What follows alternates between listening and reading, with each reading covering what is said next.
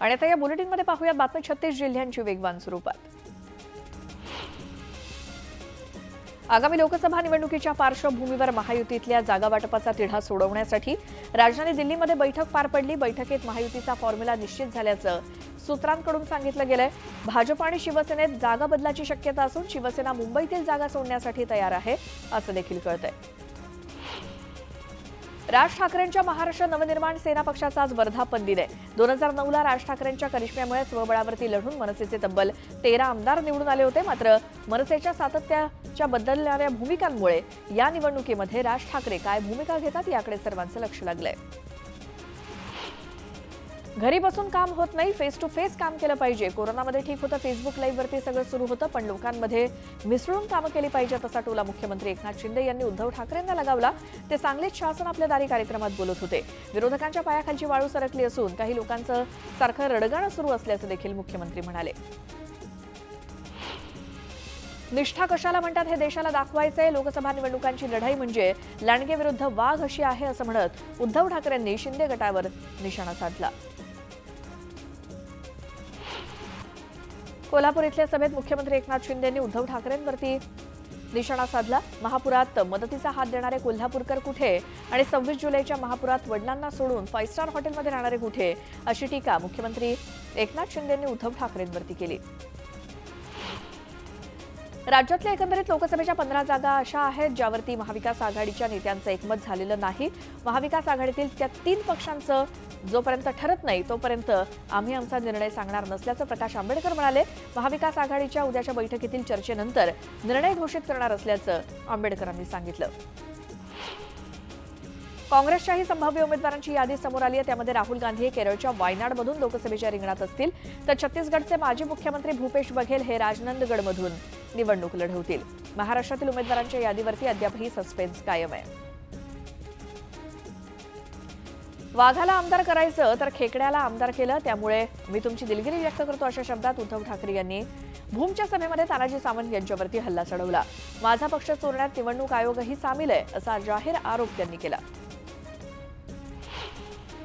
ईडीकडून बारामती अॅग्रोची मालमत्ता जप्त करण्यात आली। बारामती अॅग्रो ही आमदार रोहित पवार यांच्या मालकीची कंपनी आहे। ईडीने एकूण 161 एकर जमीन जप्त केली असून त्यात जमीन, शुगर प्लांट, साखर कारखान्याची इमारत आणि इतर बाबींचा समावेश आहे। जवळपास 50 कोटी 20 लाख रुपयांची ही मालमत्ता असल्याचं सांगण्यात येत आहे।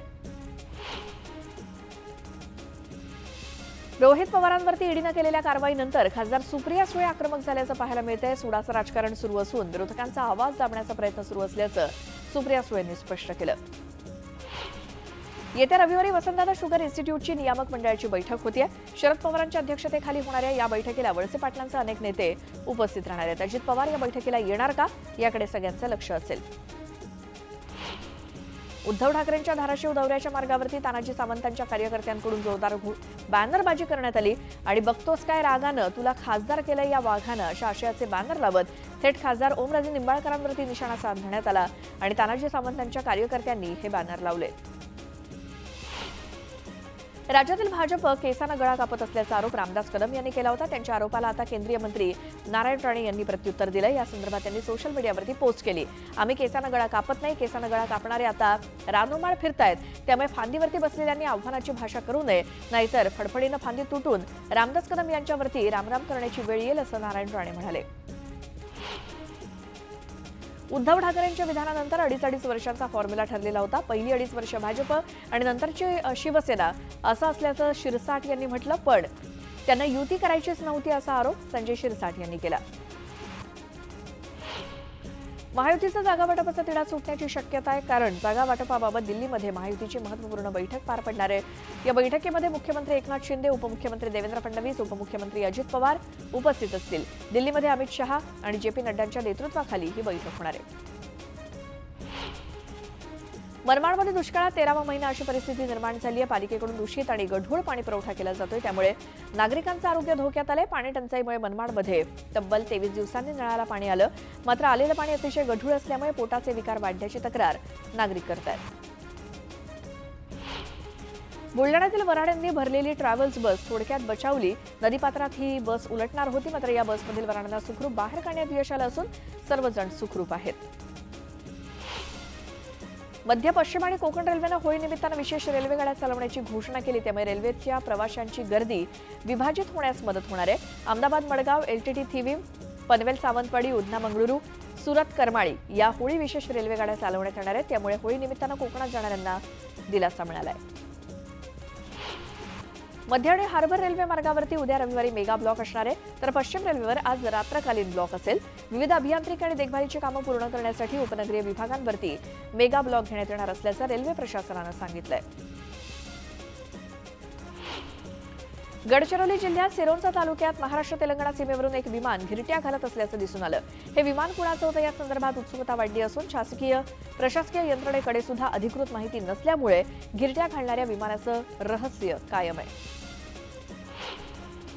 दळणवळणाच्या सुविधांचा अभाव असल्यानं पालघर जिल्ह्यातील भोवाडी कोसेसरी इथे नागरिक आणि विद्यार्थ्यांना लाकडी तराफ्याच्या आधारावरती आपला जीव धोक्यात घालून नदीपात्र ओलांडावं लागतंय। इथल्या पुलासाठी तब्बल 20 कोटी रुपयांचा निधी मंजूर झालाय, मात्र पुलाचं काम सुरू न झाल्यानं नागरिकांना हा धोकादायक प्रवास करावा लागतोय।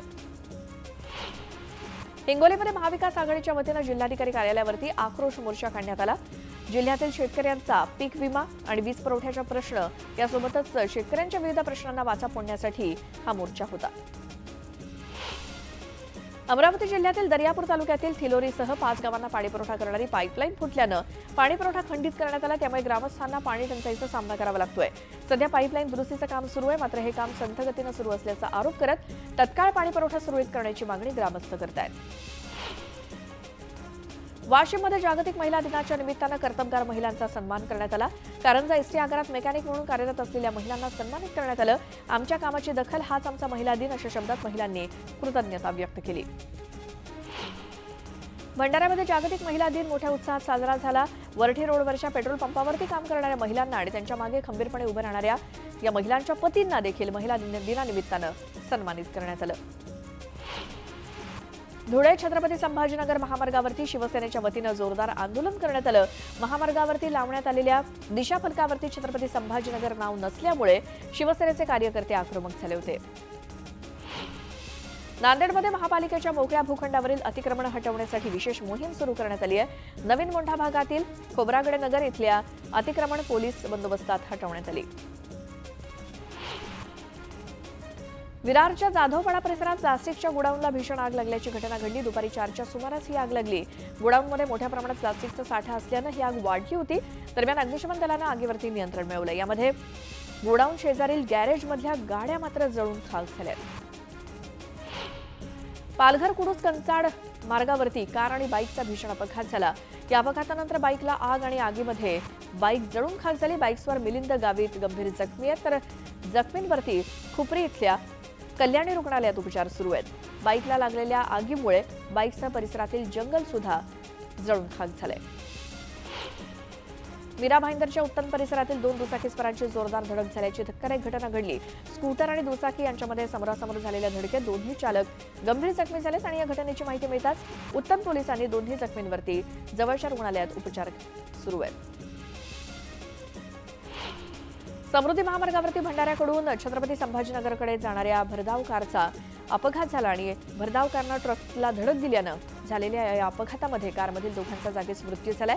छत्रपती संभाजीनगरातील सावंगी शिवाराजवळ हा अपघात झाला। अतिशय ज्वलनशील असलेल्या एटीएफ जेट इंधनाचा काळाबाजार करणाऱ्या टोळीला पिंपरी चिंचवड पोलिसांच्या गुन्हे शाखेने रंगेहात पकडले आणि या प्रकरणी 5 जणांना ताब्यात घेण्यात आलं असून इंधन चोरी करणाऱ्यांकडून 1,60,000चा मुद्देमाल जप्त करण्यात आला। चंद्रपूर जिल्ह्यातील भद्रावती शहराजवळ भरधाव वेगात असलेली कार पुलाचा कठडा तोडून नाल्यामध्ये कोसळली आणि या घटनेनंतर कारनं अचानक पेट घेतला। यामध्ये कार चालकाचा होरपळून मृत्यू झालाय। सावंतवाडी तालुक्यातल्या सांगेली इथे नवोदय विद्यालयात शिकणाऱ्या तब्बल 133 विद्यार्थ्यांना अन्नामधून विषबाधा झाली।